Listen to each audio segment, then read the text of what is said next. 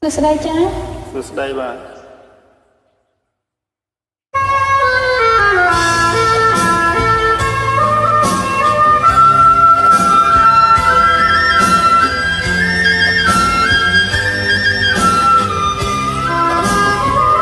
ជីឡានជាទូកដូចជើងទូត្បូងផុតដែនកាលវិលមកកំ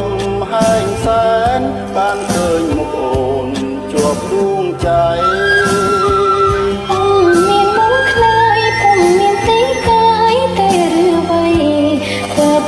ជាមកសាជាថ្មី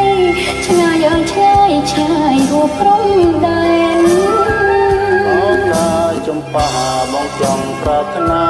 ថ្នាំងថ្នមតាប្រចង់បានអ្នកណាចង់បានកញ្ញាស្រុកកំហែងសែ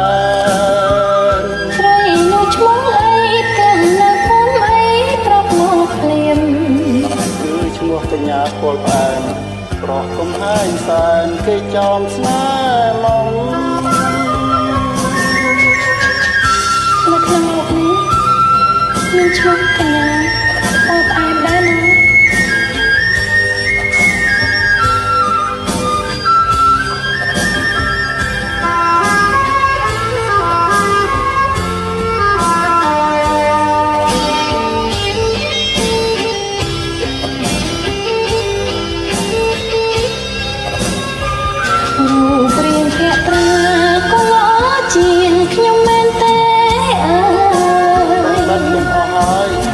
ចាំក្រាស់នេត្រាធំធំ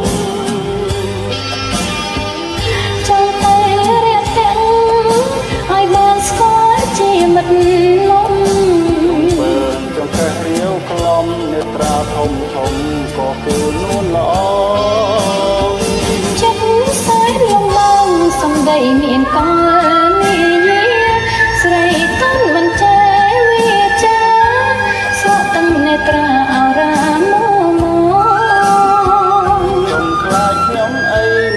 សំឡាប់ស្រីខ្ញុំរាប់រងមករូបអូនសាញ់សមមកមកជាអន្តៈចំអងព្រមទៅសំដីមនុស្សប្រុសនិយាយពីផ្អែមទៅគ្រប់តែគ្នាណាខ្លួនហើយខ្លាំងមិនចង់ចិត្តទេ